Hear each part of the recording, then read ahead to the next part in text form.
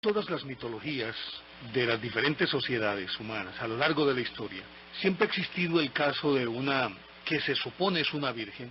En muchas ocasiones esa virgen da lugar a toda la estirpe humana, en otras simplemente cambia las circunstancias. Pero habitualmente, y lo voy a usar en términos biológicos, esta virgen se aparea con alguien que no pertenece a la raza humana, en muy pocos casos, pero en una buena cantidad de casos, regularmente son inseminadas de alguna manera. Sin que exista el acto físico del apareamiento, existe una especie de inseminación. Y por eso digo que en términos biológicos, porque no entro aquí a discutir cuestiones de moral ni de religión, pero necesariamente uno tiene que aludir al caso de la Virgen María, que evidentemente, de acuerdo con estos términos biológicos, fue inseminada artificialmente y tuvo un niño, y de acuerdo con el dogma cristiano ella quedó virgen, lo cual a todas luces no es tan extraño, porque se han dado muchísimos casos en que una mujer después de dar a luz continúe siendo virgen, porque su himen demasiado elástico se lo permite, y porque, entre otras circunstancias, en algunas inclusive puede, dicen algunos especialistas, regenerar el tejido.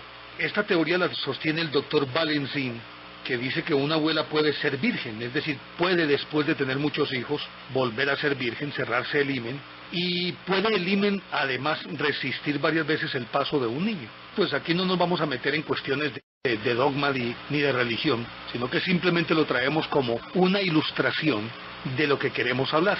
Y ha sido así, y en muchos casos, lógicamente, que mujeres a las que les ha ocurrido algo como esto, han sido señaladas como amantes del demonio, y en otros contextos son evidentemente producto de un milagro divino, como es el caso pues de María, al que veníamos refiriéndonos, y que ahí pues encuadran también aquellos otros casos como las mujeres que tienen o que pueden concebir o que gestan después de lo que se supone es la menopausia, mucho después de que hayan dejado de ser fértiles.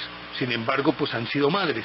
Y ahora pues con la tecnología moderna, esto hace poquito una abuela de 63 años tuvo un bebé o gemelos, no recuerdo muy bien, todo gracias a la inseminación artificial y a tratamientos de fertilidad que pudieron permitir que se dieran estos nacimientos. Pero así casos que uno pueda decir con absoluta certeza que sin la intervención de un padre, una mujer ha tenido hijos, difícilmente se pueden encontrar en la historia. Y esto podría obedecer a un extraño fenómeno, del cual obviamente hablaremos después de contar el caso. Pero esta historia es bien interesante porque se dio en pleno siglo XX, y lógicamente al darse en pleno siglo XX, una vez que los avances médicos, biomédicos, tecnológicos y demás permiten examinar cualquier hecho que se supone no encaja dentro de lo normal, sino dentro de lo anormal, así sea evidentemente anormal, tal vez porque no se repiten con tanta recurrencia, de todas formas tienen una explicación que es evidentemente biológica. Sin embargo, hay algunos para los cuales todavía no se han podido encontrar respuestas. Hay un caso bien interesante, y este caso se dio a mediados del siglo pasado, y todo comenzó porque una doctora llamada Helen Spurway publicó en la revista médica, muy reputada por cierto, inglesa, The Lancet, publicó un artículo según el cual una mujer podía quedar embarazada sin que interviniera el espermatozoide. Naturalmente que un artículo de estos y proveniente de una mujer tan connotada y publicada en un medio de tanto prestigio, tenía que causar revuelo por lo menos. Naturalmente se desataba una polémica en la que había partidarios y había detractores, otros que sostenían que era posible por esto o aquello y otros decían que era imposible por esto o aquello. Y había entonces opiniones de todo tipo y opiniones encontradas respecto de si era viable o no era viable. Pero aquí habría también, y antes de contar la historia, que retornar o retomar más bien a lo que sucede con la naturaleza. En la naturaleza, lógicamente que se dan algunos fenómenos, por ejemplo de hermafroditismo, que es aquel en el que en un mismo cuerpo conviven los principios o los caracteres masculino y femenino dentro del mismo individuo, y por lo tanto, sin el concurso de otro ejemplar de la misma especie, llámese masculino o femenino, o macho o hembra, pongámoslo en esos términos, perfectamente se puede reproducir un individuo a partir de una acción de un organismo de manera unilateral. Y resulta que en el momento, para explicar esto, en el momento de la formación de la primera célula embrionaria, no hay intervención exterior. Y el nuevo ser se reconstituye enteramente partiendo, pues naturalmente, del potencial genético del adulto en el cual se opera este fenómeno. Pero también, y recordando que el naturalista suizo Charles Bonnet descubrió en 1740 un fenómeno que se llama partenogénesis, que es natural entre una clase de pulgones. Y resulta que la partenogénesis consiste en que se sustituye el espermatozoide por un gameto de la misma hembra no fecundado y que podría representar el papel de sustituto y a partir de ahí desarrollarse un embrión. Entre los pulgones esto es muy natural. De acuerdo con el experimento que él había hecho, encerró pulgones hembras dentro de un compartimiento y en solitario.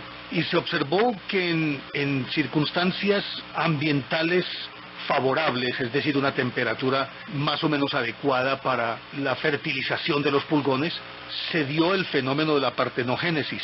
Pero también está, aparte de ahí, existe una partenogénesis que es natural y se observa en abejas, en ciertas especies vegetales, en el erizo de mar, que es un invertebrado, en la estrella de mar, en algunas especies de ranas y también en algunas especies de peces.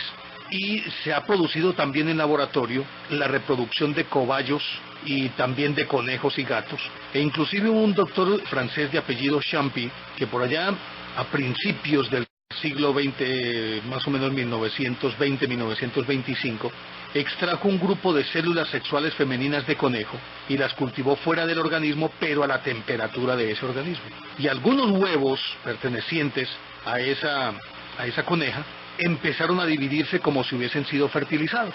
Luego hubo unos especialistas norteamericanos, o más bien estadounidenses, Gregory Pincus y el francés Jean Rostand, que estudiaron también la partenogénesis artificial, y llegaron a la conclusión de que después de publicar, o lo publicaron en un artículo ahí, consignaron esta conclusión, después de estudiar muchísimos casos y hacer equipo con el doctor Goldman. Este último escribió en 1966 en la Gaceta Literaria de Moscú un artículo en el que sustentaba, opinaba o sostenía la tesis de que el nacimiento sin padre es posible entre los seres humanos. Cuando la doctora Ellen Spurway publicó este artículo, como decíamos, se alborotó el avispero. En los círculos científicos, en la iglesia, entre los filósofos hubo discusiones éticas, morales, ético-morales, ético-religiosas, desde el punto de vista de la biología, desde el punto de vista de la medicina, y no se pudieron poner de acuerdo. Y entonces, en estas y las otras, un periódico sensacionalista londinense publicó, o mejor, organizó un concurso, publicó pues la convocatoria a un concurso, en el que invitaba a todas las mujeres de Inglaterra o de cualquier parte del mundo que hubiesen probablemente podido concebir y gestar a un ser humano sin el concurso del espermatozoide. Se dio un fenómeno bien interesante y fue el hecho de que, si bien es cierto la guerra había terminado porque el artículo publicado fue en 1956, si bien es cierto ya habían transcurrido 12 años desde la terminación de la Segunda Guerra Mundial, no menos cierto es que muchas de las mujeres cuyos esposos habían estado en la Segunda Guerra Mundial, obviamente la ausencia de sus maridos hizo que ellas, por X o Y consideración, pues les fueran infieles y consideradas adúlteras y tratadas como adúlteras, y muchas de ellas vieron sus matrimonios acabados justamente por eso. Entendieron que esta sería una muy buena oportunidad para tratar de lavar su honor y al mismo tiempo, en algunos casos, salvar el matrimonio, al aducir que los hijos, que ahora andaban por los 12 años, los 11 años, habían sido concebidos sin el concurso de un espermatozoide y que entonces esos hijos eran hijos del milagro. Muchas de ellas vieron en esta una feliz oportunidad, como decíamos, para reivindicarse socialmente y mucho más y particularmente frente a sus esposos, las que todavía tenían marido, y aún aquellas que se habían divorciado, pues por lo menos como para tratar de aminorar el impacto en ese esposo divorciado. La respuesta fue que más de 5.000 mujeres, tanto de Inglaterra como del resto del continente europeo, y digo el resto del continente europeo porque aunque Inglaterra sea una isla, pertenece jurídicamente al continente europeo, se presentaron más de 5.000 mujeres.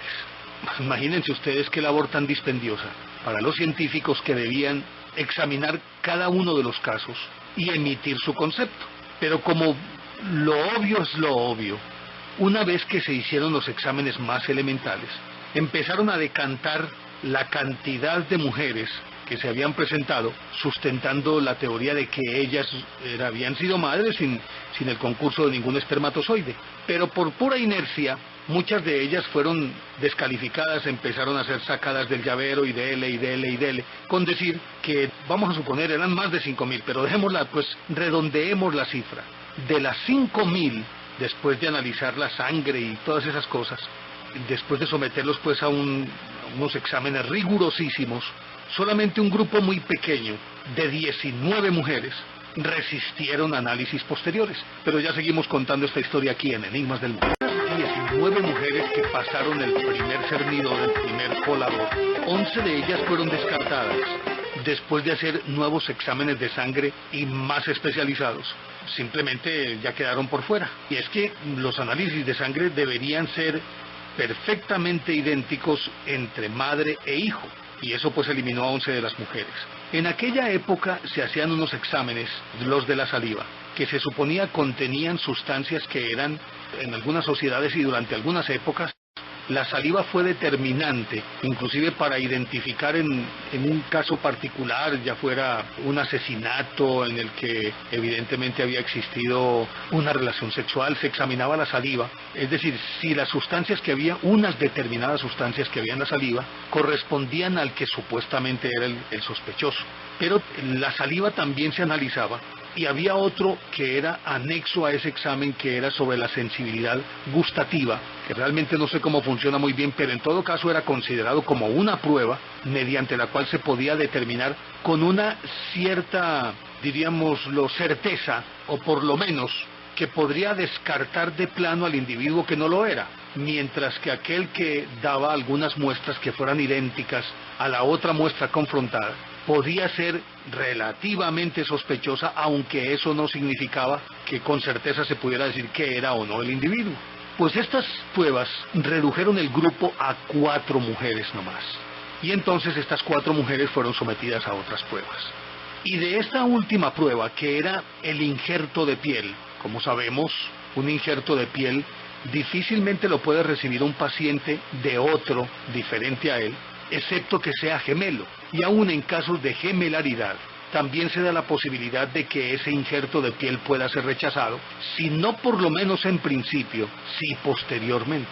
Porque al final de cuentas, independientemente de que el material genético de ambos gemelos sea cuasi idéntico, de todas maneras hay unos rasgos que no son comunes, son menos que los que son comunes, pero al final de cuentas, a la hora de la verdad, también pesan en una prueba de estas, y mucho más se ha dado en casos de quemaduras de piel, que un gemelo le dona tejido de piel o piel al otro, y en algunos casos ha pegado la piel durante un determinado tiempo, pero al final de cuentas la piel termina necrosándose, es decir, la rechaza el cuerpo que ha sido el receptor, y en muy pocos casos se da la posibilidad de que sea absorbida esa piel perfectamente por quien la recibe. Pues en este caso, cuando se hicieron las pruebas de este corte, desecharon de las 4 personas que habían pasado los otros exámenes, desechó a 3 y quedó solamente un caso. En ese caso, de la piel tomada de la madre injertada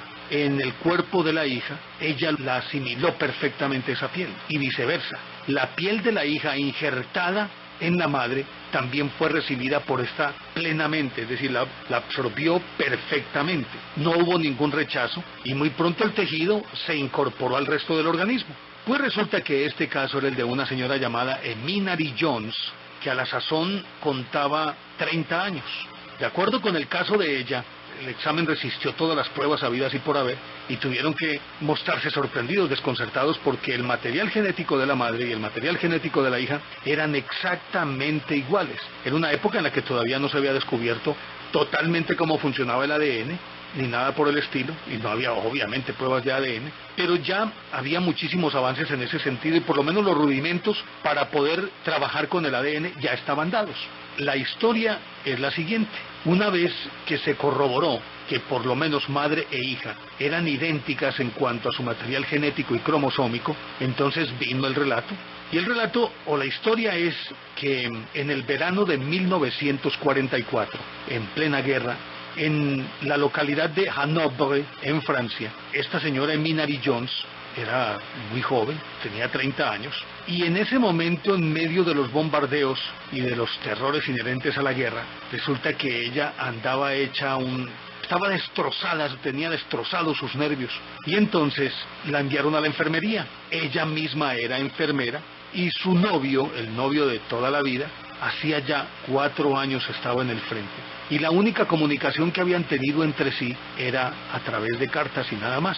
Y resulta que esta Minari Jones era enfermera en un hospital en el que solamente laboraba personal femenino y en el que prácticamente los pacientes todos eran mujeres, especialmente mujeres que iban a dar a luz, y se trabajaba también con ancianas, y había unos cuantos hombres, pero estos eran ancianos todos, prácticamente. Y ella había estado confinada en ese hospital sin salir por lo menos durante 1 año. Lo cierto es que después de hacerle algunos exámenes, lo que en principio se pensó que era una crisis nerviosa, debido a los bombardeos y cosas por el estilo, llamó la atención del médico porque no encontraba que hubiese ningún trastorno orgánico que indicase que había alguna enfermedad. Y simplemente por física rutina, él le hizo una prueba de embarazo. Y se quedó sorprendido, y mucho más ella, cuando le dijo que tenía 3 meses de gestación. Tenía 3 meses de embarazo. Para empezar, y de acuerdo con los exámenes que le habían hecho a ella antes de que todo esto se diere, habían determinado pues que, bueno, los exámenes psicológicos, ella sostenía desde siempre que ella era virgen en el momento de quedar embarazada de su hija Mónica. Y parece que pasó por el tamiz de varios psicólogos, psiquiatras, y pasó airosas todas las pruebas. Es decir, era virgen. Cuando esto ocurrió, ella cayó en una profunda depresión. No era para menos. No había tenido una relación sexual en su vida, y mucho menos estando dentro de ese hospital que por demás todas sus compañeras testimoniaban que ella en 1 año no había salido del hospital atendido solamente por mujeres, y que atendía el 80% de los pacientes eran mujeres, y el otro 20% eran pacientes hombres, pero ya viejitos. Pues bueno, sufrió una depresión nerviosa impresionante, y de ahí en adelante se vino un embarazo demasiado tortuoso para ella. Con todo y ello, dio a luz en el tiempo estipulado, de acuerdo con el diagnóstico que había hecho el médico, 3 meses de embarazo. 6 meses después ella dio a luz, y nació una niña a la que llamaron Mónica. Quien relata este suceso es el doctor Stanley Balfour Lynn, que era un reputado ginecobstetra de la época y que había adelantado muchísimas investigaciones, y que cuando le llegó a él la noticia de que esta muchacha estaba embarazada, él fue y la examinó, y en efecto determinó que ella estaba embarazada, sin que, de acuerdo con las técnicas que se tenían en la época, estaba embarazada sin que hubiese tenido una relación sexual.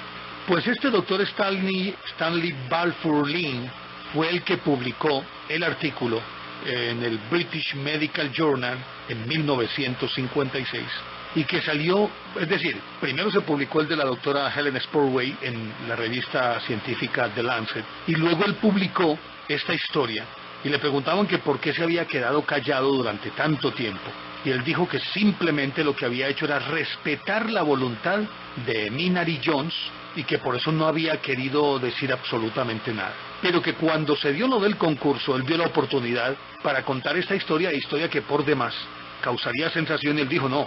Cuando le pidió a ella que contara su caso, le dijo no, es que este es un caso único y hay que contarlo. Y que él la convenció a Minari Jones, que se negaba en principio a hacerlo, pero que posteriormente aceptó en vista de que su caso era extraordinario.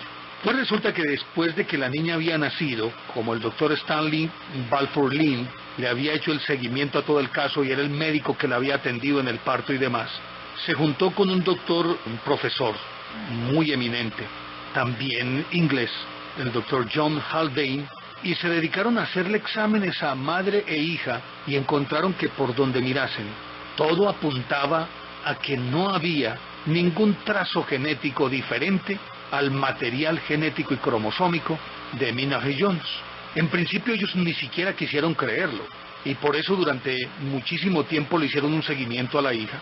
Prácticamente se podría decir que durante todos esos 12 años, es decir, de 1944 a 1956, ellos estuvieron muy pendientes de este caso y habían llegado a la conclusión de que, en efecto, Emina Lee Jones había sido madre siendo virgen y sin el concurso del espermatozoide.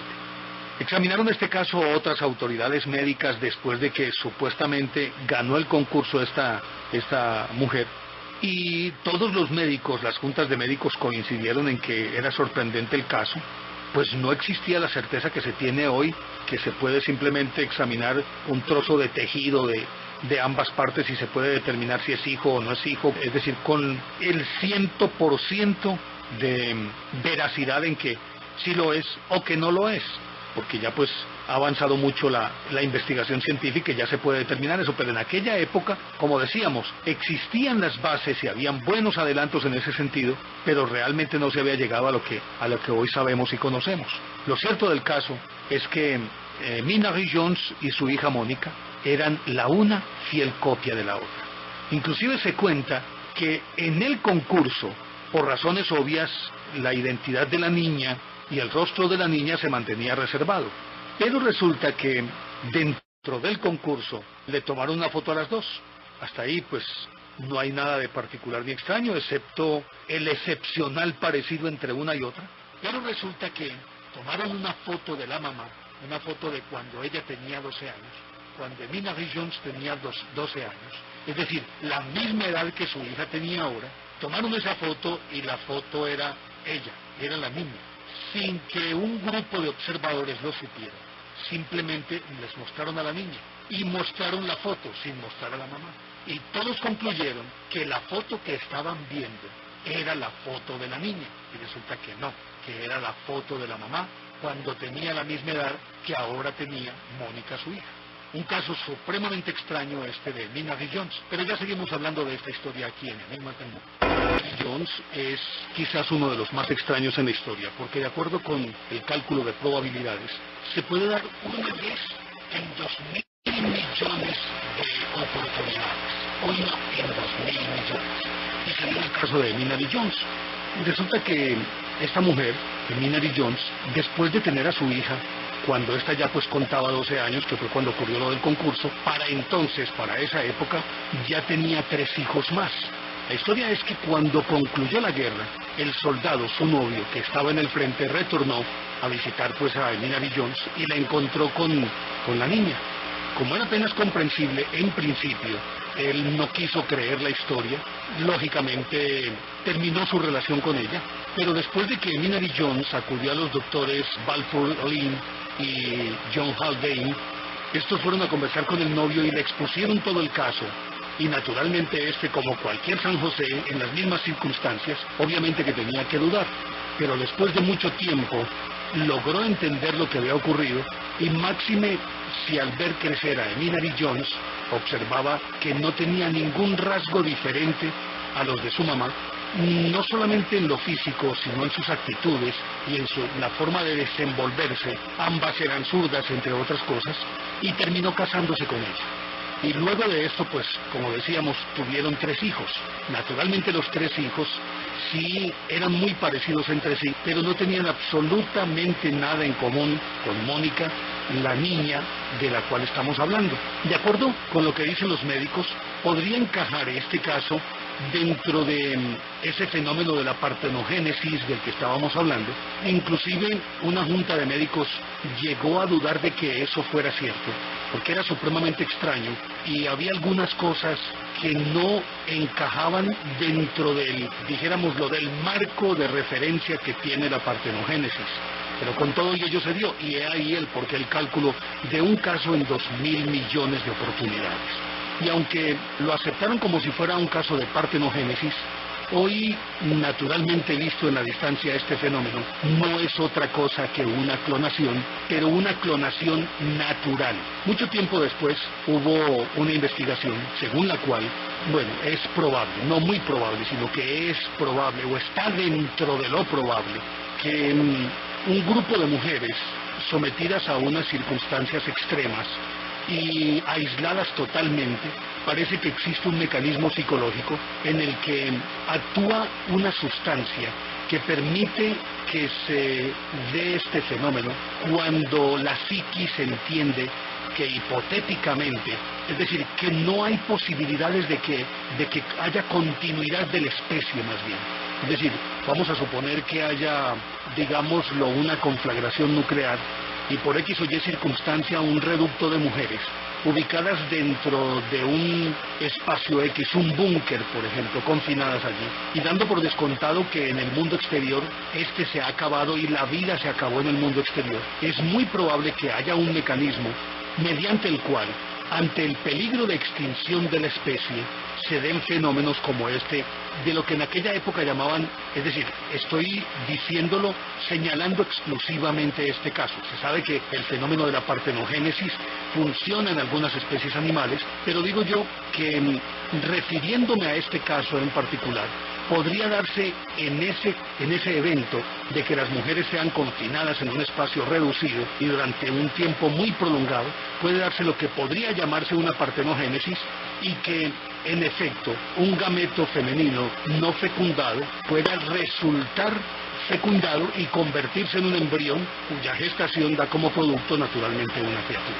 Pero es muy improbable. La historia termina en que Minari Jones murió más o menos en los años 60, su hija le sobrevivió unos cuantos años más, pero parece que en ella, cuando ya era adulta, se dio un fenómeno de, podría decirse que parecido, si no pues, es decir, si no es el clásico, sí por lo menos algo degenerativo que podría llegar a tener similitudes con una enfermedad que se llama progeria, que consiste en un proceso acelerado de envejecimiento de todas las células del cuerpo humano. De hecho, pues en películas y aunque no es muy común la enfermedad, se han dado casos de niños que a los 5 o 6 años tienen todas las características de la senectud y que en efecto su vida es demasiado corta porque se acelera ese proceso de envejecimiento. Un poquito parecido, para que nos formemos una idea, a lo que ocurre en el curioso caso de Benjamin Hutton, la película que acaba de protagonizar Brad Pitt, que el bebé es un bebé que no lo es, sino que es un viejito de pañales, más o menos algo parecido. En todo caso, esta historia de Minari Jones pasó a los anales de la medicina como uno de los casos más extraños y que aún hoy no se ha podido dilucidar o explicar perfectamente desde el punto de vista científico, aunque todos aceptan que fue simplemente un caso de partenogénesis. Pero miren, hay otro caso bien interesante y en el que una mujer también sin intervención masculina, es decir, sin intervención masculina, sin que existiese una penetración. Y en una época en la que era pura ficción, absolutamente imposible, impensable que podría existir la inseminación artificial. Estamos hablando del siglo XIX. De acuerdo con lo que publicó la revista norteamericana American Medical Weekly el 17 de noviembre de 1874, según ese artículo, el caso lo contaba el doctor Thomas Capers, un hombre muy reputado en Estados Unidos en ese momento, y de acuerdo con esta historia, es decir, el artículo se publicó en 1874, pero el hecho había ocurrido en 1863. Recordemos que en 1863 Estados Unidos estaba inmerso en la famosa guerra de secesión en la que se estaban enfrentando los nordistas, que no norteños sino nordistas, con los suristas, que no sureños, los segundos partidarios pues de mantener la institución de la esclavitud y los de arriba tratando de lograr la libertad total de los esclavos. Recordarán ustedes que en ese momento era presidente de Estados Unidos Abraham Lincoln y que Abraham Lincoln con sus ejércitos se estaba enfrentando una guerra civil con la gente del sur. Y en principio los sureños les estaban dando muy duro, o mejor, los confederados o sudistas le estaban dando muy duro al ejército de Abraham Lincoln. Y fue una de las contiendas más cruentas de la historia, por lo menos en nuestra América. Según la historia que cuenta el doctor Thomas Capers, el 12 de mayo de 1863 se estaba desarrollando la batalla de Raymond junto al río Mississippi. La batalla supremamente cruenta ya llevaba varios días. Y en ese momento o ese día mejor, el 12 de mayo, un soldado que era amigo personal del doctor Capers, que entre otras cosas estaba también involucrado en la guerra como médico, fue herido por una bala que le atravesó el escroto y se le llevó el testículo izquierdo. Pues al soldado en cuestión lo atendieron, lograron salvarle la vida, una hemorragia intensísima, estuvo a punto de morir, le salvó la vida el doctor Capers, él empezó a recuperarse, naturalmente fue retirado de la guerra, pero como era amigo personal del doctor Capers, muy interesado en él, permanentemente lo estaba visitando para ver cómo estaba evolucionando su caso. Resulta que, de acuerdo con la historia, en el mismo paraje, mientras se estaba desarrollando la batalla de Raymond, había una muchacha de unos 17 años, que en ese momento salía de su casa a recoger leña, en una época pues en la que no existía la luz eléctrica, y aparte de eso pues viviendo en unas circunstancias muy difíciles, es decir, por la misma guerra. La muchacha se fue a recoger leña, salió por la mañana, más o menos en las cercanías se sentían los cañonazos, los balazos, pero obviamente que como uno llega a acostumbrarse a todo, en un momento dado, a unas sabiendas de que se estaba desarrollando una batalla, que para ella ya era el pan de cada día, pues no tuvo ningún temor y simplemente salió en busca de la leña en cuestión. De pronto la muchachita estaba recogiendo leña y sintió como que algo la punzara, la hubiera chuzado de una manera muy abrupta y muy dolorosa, y empezó a manar sangre. Cuando ella se vio manando sangre, empezó a correr hacia su casa, y llegando a la puerta de su casa, que era lógicamente una cabaña, se desmayó. Vinieron sus padres a ver qué era lo que le había ocurrido, y encontraron a esta niña allí inconsciente. Cuando miraron su vientre, de donde estaba saliendo la sangre, tenía un orificio de bala. Como ellos pudieron, le contuvieron la hemorragia y la dejaron ahí reposando, y evidentemente se veía que era una bala, y una herida de bala en aquella época era casi que una sentencia de muerte, si no había por ahí un médico cerquita que después de aplicarle media botella de whisky de un solo trago y un garrotazo en la cabeza, le extraía con unas pinzas al rojo vivo, regularmente le extraían la bala. Lograron detener un poquito la hemorragia y la dejaron ahí y salieron a buscar a un médico. Aún a sabiendas de que la batalla no había terminado, se encaminaron derecho hacia donde se estaba desarrollando la batalla. De pronto amainó el fuego dentro del campo de batalla y cesó. El papá de la niña llegó a buscar un médico, y al que primero encontró estaba ayudando a recoger otros heridos, cuando le pidió que viniera a atender a su hija, que había recibido un balazo. Pero ya seguimos hablando de esta historia aquí en Enigmas del Mundo. Dado entonces el padre, como decíamos, llegó a buscar el médico, y al que primero encontró que estaba atendiendo unos heridos le pidió que viniera a atender a su hija, pues que había recibido un balazo. El doctor dudaba entre si ir a atender la niña o si continuar con los soldados a los que estaba atendiendo. Por esas extrañas casualidades del destino, este médico era el doctor Thomas Capers. Hacía rato él había atendido a su amigo, el que había recibido el balazo y que le había tenido, pues que se le había llevado, le había atravesado el escroto y se le había llevado el testículo, pero él vio la cara de angustia del papá y aceptó ir a atender a la niña. Se fue con el papá y caminaron más o menos poco más de 1 kilómetro para llegar a donde estaba pues la cabaña en donde la niña en ese momento estaba descansando, y obviamente que tenía mucha fiebre. El doctor vino, la curó, la observó bien y le dijo, después de examinarla, determinó que el balazo realmente no le había interesado a alguno de los órganos vitales, luego no era una herida para morirse. Y entonces le recetó, le mandó a hacerle curaciones y demás, y dijo, déjenla quietecita. Y empezaron a cuidar a la niña, pues al final de cuentas una muchacha de 17 años plena de vida, lógicamente que se puede recuperar mucho más fácil que una persona de mayor edad. Se recuperó sin ningún problema.